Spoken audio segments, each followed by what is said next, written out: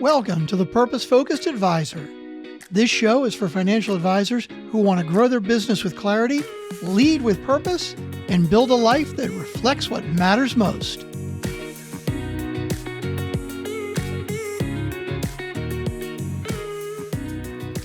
Welcome back. Time once again for the Purpose Focused Advisor.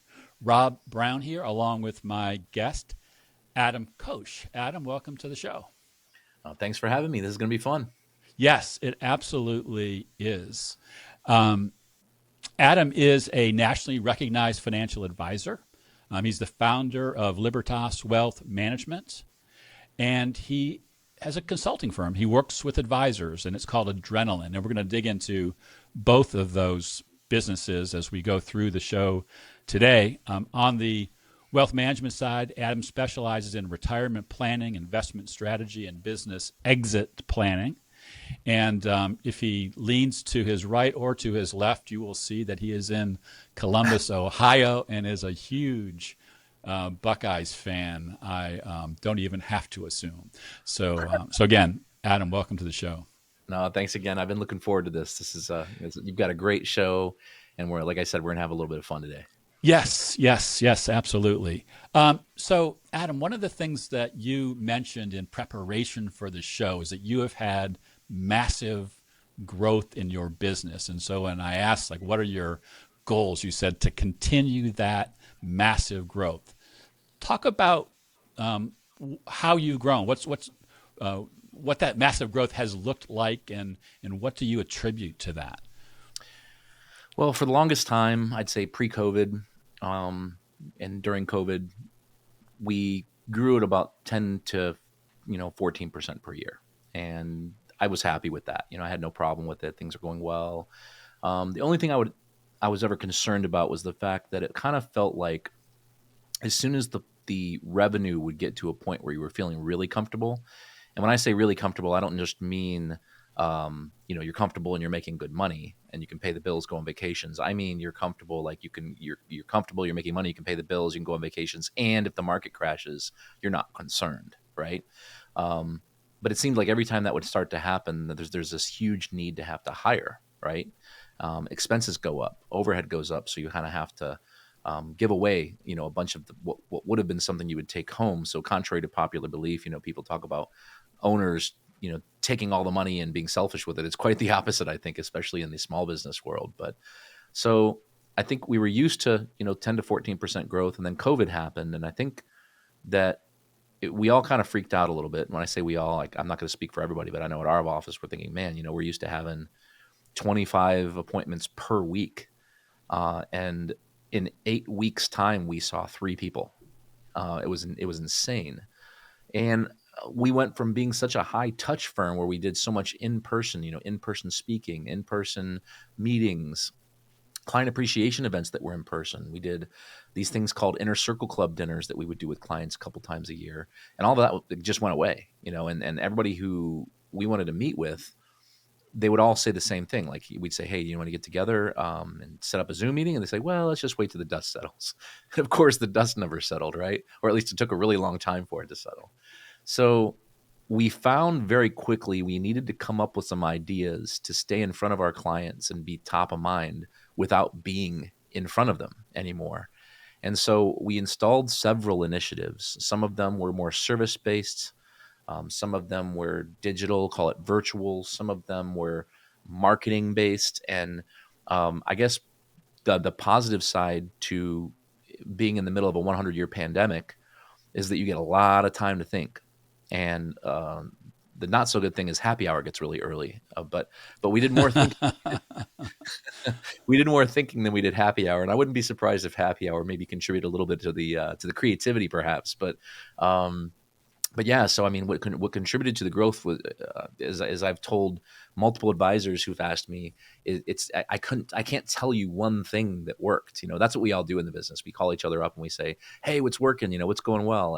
And we might share an idea. And what I tell advisors is they'll say, and there is no one idea. And then occasionally somebody will say, okay, fine, give me the top 3 ideas then. And I said, I can't give you the top 3. It's like an orchestra. If you have an entire orchestra of instruments playing and 3 instruments don't play, you're not going to notice. But if you're trying to grow a practice and you want to start with 3 instruments, it's not going to be the best orchestra in the world. So it's a conglomeration of a lot of different things, and it's not a ton of work. It's not like there's all these huge initiatives that take tons of time and tons of employees or anything like that. It's the hardest part is knowing what to do. I always used to say when I started my career 24 years ago that I used to tell my mentors, people that I didn't want to be my mentor, I'm sure, but I would just bother them until they give me their ear and help me. And I'd say to them that, I'm a V12 engine. I'll outwork anybody. The problem is I don't have any gasoline. Like I don't have the right gasoline in the engine, or at least I've tried to find it and I put the wrong gas in and I stalled out. So give me the right gas. So I think that's what it's about. If you're a hard worker, if you want to help clients, if you want to save them from bad advice, bad advisors, and really move the needle in your practice, I think that what you have to do is have the right gasoline, and then you have to build and then relentlessly execute. And then from there, it's just all about systematizing things, processes, automations, and making life easy, delegation. All right, Adam, it sounds to me like you're like keeping a secret that you just don't want to let the cat out of the bag. I'm kidding.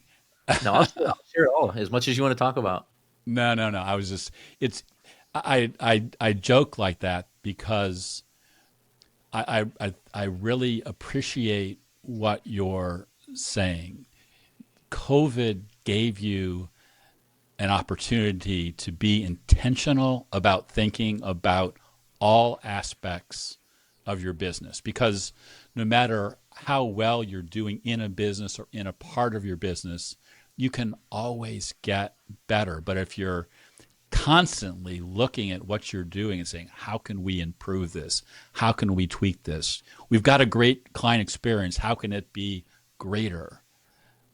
That's going to show up in the results that you get in your business and the number of clients that you attract and the assets that you grow and all of that. So I think, is that the gas that you're talking about? Yeah, I think the gas is, I've been a part of multiple coaching programs in my career, and I've learned a little bit from each one. And I guess I'm so glad that I went through those programs, and I'm so glad I spent a ton of money doing it. But I kind of always felt like, man, if somebody would just tell me what to do, I guess my fear. I'm gonna turn this into. I've never told the story this way before, but this is something about me personally that will help make this kind of come full circle. I grew up, as we were just talking offline, in northeastern Ohio, west of Cleveland, just like you did. We did not know that before we started this episode, so go figure. And I grew up in a very, very low income area, but my parents, my mom was a stay-at-home mom, teacher. The first couple of years after I was born, then she stayed at home. Then when I left the house, she went back to teaching. My dad was an optometrist. We were not upper class, but I would say we were definitely middle to middle upper class. So in our town, we grew up what I would believe very well to do compared to my friends and their families. And my biggest fear when I went to college was that I had peaked, that my lifestyle had peaked. Because we'd go on these beautiful vacations, paid for by Bosch and Lomb or Rooney Optical. And, we'd have 2 hotel rooms at the Delta Omni with a living room and a stocked bar, which I wasn't even old enough to drink, but that's not the point. It was just really cool, And I just worried that I was going to go to college and that I was going to not have a lifestyle as good as my dad was able to provide me. And so for the same reason, I felt like when I started my career, and it never stopped, honestly. I felt like I was constantly chasing myself in 10 years. And I was so worried about making mistakes, doing the wrong thing, implementing the wrong strategy, because, you know how it is, Rob. It's like you install an idea, a process, a system, a marketing plan. You can't try it for a month or two. You need to try it for a while. You have to give it time. And when you give it time, if it doesn't work, now you're back. I don't want to say to square one, because in my opinion, you've learned something. So you always get something from it, regardless of whether it works or not. But my concern was always that I was wasting time and that I should have done something else when I look back. So that's why I think I just fought so hard for that gasoline, which to me it's what are the systems? What are the processes? What are It's because it's not. I will say it's not being a good financial advisor. It's not delivering good financial plans. That's not the answer. I always tell people that when I realized I had it right, when I hit my second stage, like second gear in growth, it was the day I realized I'm not a financial advisory firm. I'm not a wealth management firm that happens to do marketing. I'm a marketing firm that happens to do financial advisory services. That's when things really started to take off. And that was before I hit the next level, which is scaling. And that's a level I hit actually just, as a result of all these things that we've been installing this past years, which, like I said, there's no secrets here. Anything you want to talk about, I'm happy to share. Yeah, no, I just, when you said that, when you talk to advisors, say, what's up, what's working for you? It's like, you want that one idea that they have because you heard they had a big year or a big month. And very rarely is that one thing copyable. It's more than likely part of an overall system or process that you've got to say, how does this fit into to what I'm doing? And so I feel like you are very intentional about thinking about all of the moving pieces of the business. And one of the things at the forefront is your marketing expertise. Yeah, I mean, I've never had a marketing degree. I was a psych and finance double major. I always joke I use the psychology degree more than I do the finance degree, and I don't know. To me, marketing is just behavioral psychology. It's the psychology of decision making, and I'm fascinated by it. So the only reason I think I'm any good at it at all is because I've read tons of books. I think I latch onto it, kind of like I was mentioning earlier offline that I'm a car guy. It's like if I see a new car, like I could look at the headlights of a car and usually tell you what it is at night. And I don't know why my brain soaks that stuff up, but it does.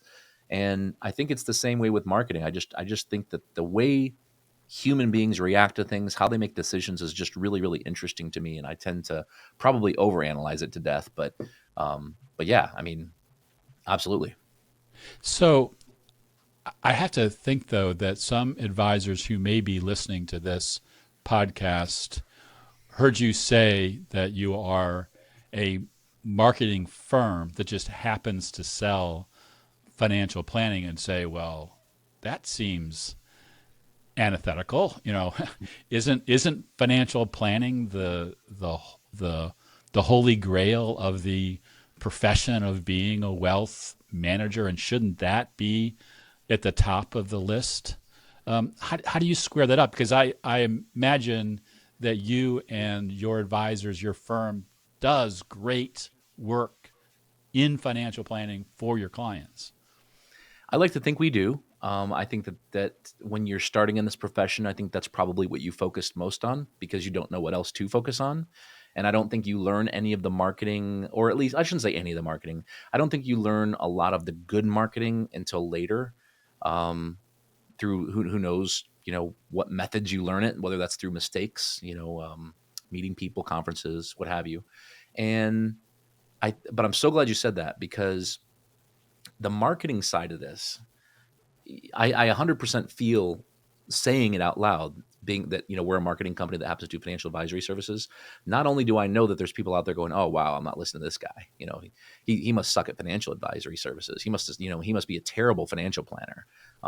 Or, who wants to be considered a good salesperson? I don't. I'm telling you right now, I don't. I'm sales averse. In fact, one of the things I think that makes our marketing so good is that we are so sales averse, and that I'm all about giving everything away for free and letting people feel empowered to make decisions through us. I would much rather do that, educate people, give them the truth. And if they don't want to work with me, I always say it's like dating. It's like if they love me, but if I love them, but they don't love me back, it's probably not going to work real well. But I think that, I totally get what you're saying, but I mean, if you're great, here's what I say. If you're listening to this or watching this and you think you're a good financial advisor, and I would actually ask yourself, do I think I'm a good financial advisor? You're probably saying, yes, I am. The second question would be, do you think you're above average? And most people would probably say yes, even though statistically only, half or more can be better than average. And the third thing I would ask is, do you think that you do what's right for your client? And do you think that you're passionate about morals, ethics, and authenticity, being a fiduciary? And I think most people would say yes. So if that's the case and you don't do any marketing, then what good are you if you aren't telling anybody? So I don't believe that it's our privilege as financial advisors, wealth managers, financial planners. I don't believe it's our privilege to learn how to do good marketing and grow our businesses. I think it's our responsibility.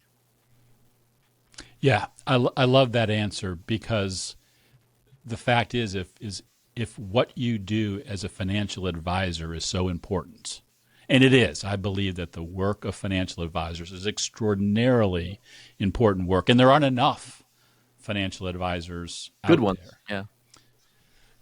I think even you add the bad ones, we probably could use more numbers, but we should get rid of the bad ones first, which just makes the replacement process even harder. Really? But if that's the case, then what are you doing to make sure that you're getting as many at bats as you possibly can to help people? If that's what it's all about, and that can come through marketing. And obviously, there are some advisors, some firms that are set up where an advisor doesn't have to do their own marketing; that people are put in front of them. But if you're building your own practice, if you're running your own RIA, and you're trying to grow that top line, the only way that you're going to do that is by doing some effective marketing that puts you in front of more people, so you can do more financial planning.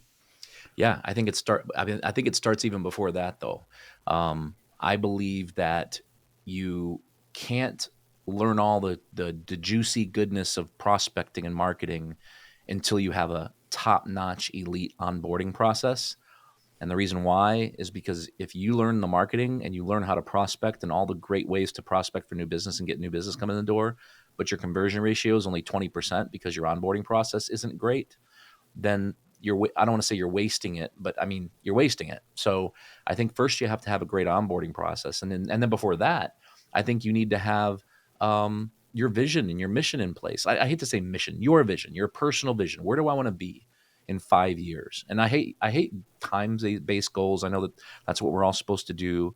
But one of the reasons that we grew so much this last few years, we doubled. I'll just tell you, we doubled our AUM and revenue between January of 2023 and December of 2024.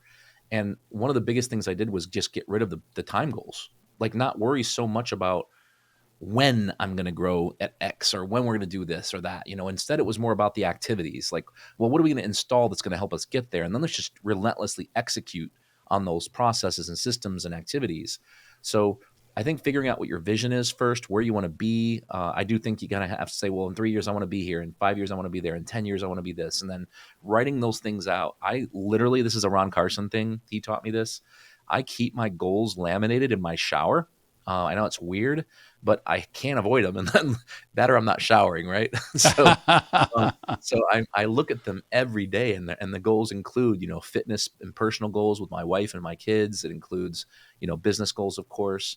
But having those goals in front of you, looking at them on a regular basis, because I know that a lot of advisors think that's fluffy and it's just kind of stupid. But I do believe in the power of visualization, and it's like I used to play competitive tennis back in the day, and it's like it's amazing. I'm a terrible golfer, but when you visualize hitting that shot well before you hit it, you have a much better chance of hitting the shot well. And it's amazing because your brain is a pretty powerful weapon in that case. But anyway, so vision, goals, making sure you have the right minimum set up. I think that it's a huge mistake that advisors make, is not having a minimum or having the wrong minimum. There's this push in the industry that you have to niche. And if you don't niche, then you're doing it wrong. And I disagree. I think you can run your business any way you want to. And you just need to be happy, and you need to have fun, because if you're happy and having fun, then the rest is kind of easy. I hate to say it. It's not, it's simple. It's not easy. But then, client segmentation, I'm sure, you've done all these advisors listening, watching have probably done some kind of, client segmentation, but doing it well, doing it right, having the right fee schedules. I think too many of us in this business don't think we deserve to get paid enough. It's just my opinion. And then having the right environment set up, whether that's doing virtual meetings, in-person meetings. We always talk about at our office, when someone walks in the door, We want to hit all their senses. It's not just what they see, but, what do they smell? What do they feel? What do they hear? So there's all these things you can do in your office, whether it be, music, seeing their name on the wall. We don't have any mahogany desks. Everything's like a birch wood, and it looks like a spa, and there's a waterfall, and there's music. And it's like people make decisions subconsciously. And at the end of the day, next to their health, this is the second most important thing in their lives, perhaps maybe spirituality, but they want to feel comfortable. Our business all comes down to trust. And that's the question we can't answer when somebody says, well, how do I know I can trust you, Rob? Well, I can't answer you. I mean, that's something that other people should say about me, but I can't tell you, you should trust me. You have to get that gut feeling or not. And honestly, at a certain point, it's a leap of faith, right? So I think that the first part of all this is just all those things I just mentioned, from goal setting to, having the right fee schedule in place, minimums, having the right office environment, virtual meetings. And then the last is delegation. You won't have time to do any of this stuff if you don't learn to delegate to someone or something. And when I say something, I mean, that's where you start getting into things like automation, processes and systems, where you don't have to worry about, 2 a.m. waking up because you worried something fell through the cracks. That doesn't happen at our office because we've set everything up to basically run like a machine. So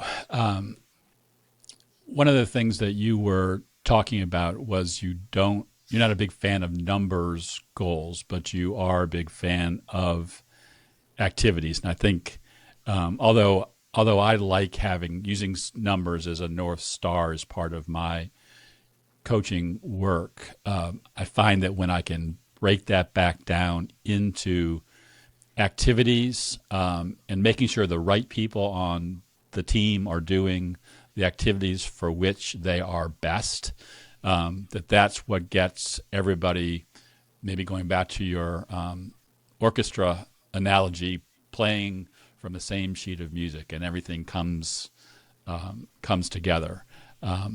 So talk about that.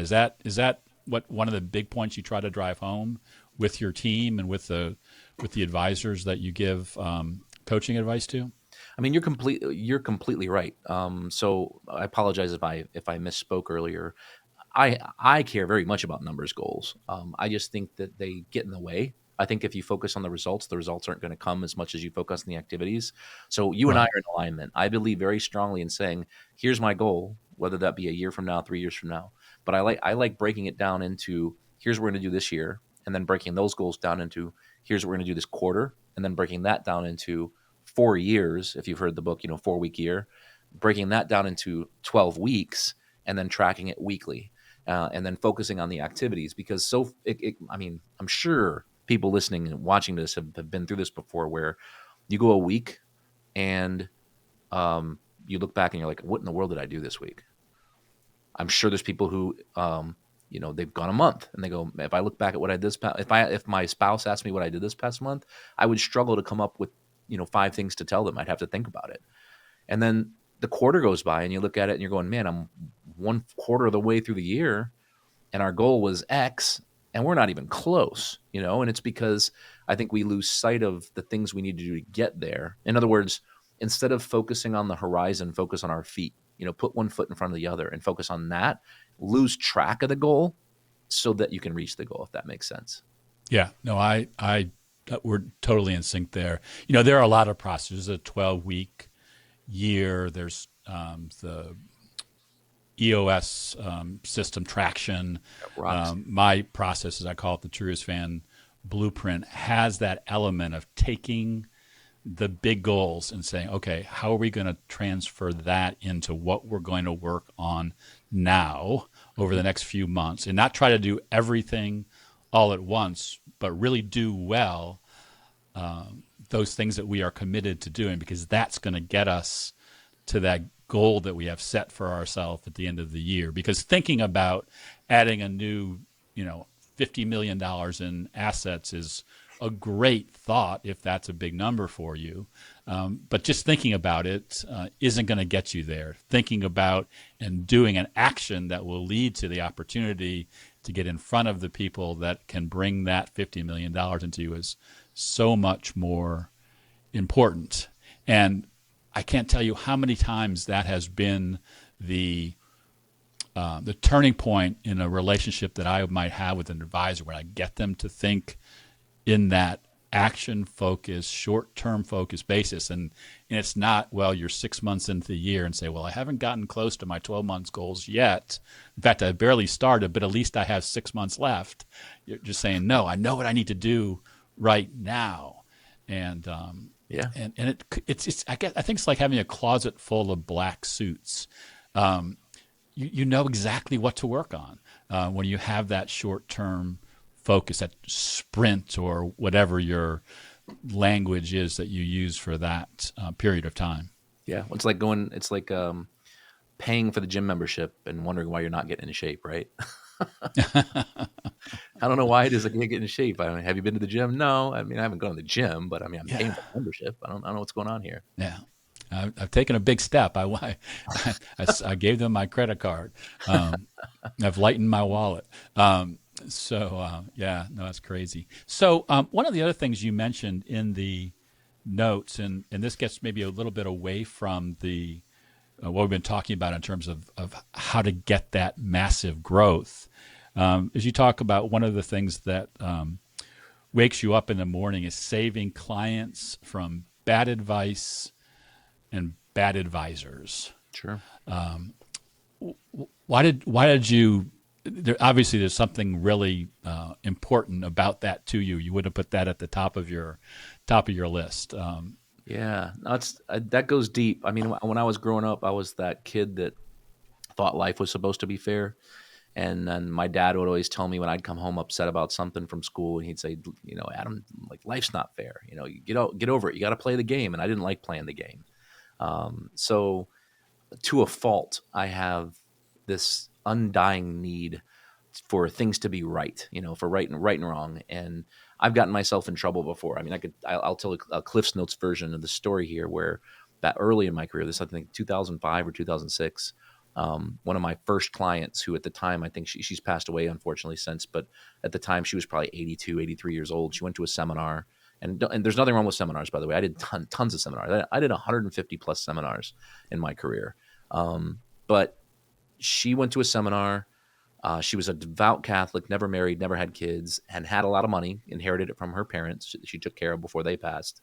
And this guy says, he wants to work with her, and she says, "Oh, I've got an advisor. I'm happy. I came with my friend here, but I'm happy." And then next thing you know, he's in the neighborhood, right? "Hey, I'm in the neighborhood. Wanted to stop by and say hi." And so he stops by her house. She lets him in. She doesn't want to be rude because he's a Catholic too, right? And sits at the kitchen table with her and pitches her 2 annuities, very, to your stereotypical high commission annuities. And she says she's not really interested. And he says, "Well, I can hold this rate for you if you just sign this piece of paper." And he literally pulls out a yellow legal pad, draws an X on the top half, an X in the bottom half with a line, and says, "Sign each of these spots and I'll hold the rate for you." Asks for a drink of water. She goes to the kitchen to get him a water, brings the water back. He says, "Thank you." They shake hands. He leaves. A week later, all her assets are being liquidated and transferred to his annuities. He forged her signatures. She had no idea what was going on. I just happened to catch it by pure luck. I happened to be making an allocation change in her investments, and I got a phone call from the service person saying, "Hey, I got this order to liquidate, but I've also got this order for allocation change. What do you want me to do first, if anything?" I'm like, liquidation? What are you talking about? So I call her up, and she tells me this story about how he stopped by, and I lost it. Not only did I call him in a fury, but once he then accused her of, having dementia and she doesn't remember things, that pissed me off even more. And so the next thing you know, I'll just say it. I mean, this is recorded and it's a long time ago, so I think the statute of limitations is well behind me. I can't get in trouble. But I wrote a letter to FINRA, the State of Ohio Department of Insurance, about what happened, and had her sign it, and I sent it. And I don't know if you could believe this, but I got a phone call then saying I had violated a rule that you're not allowed to write letters for clients like this and have them sign it. They have to write the letter. And it was very obvious that I wrote the letter. So at the end of the day, all these charges had to be dropped because she had to drop them against me for writing the letter. Isn't that crazy?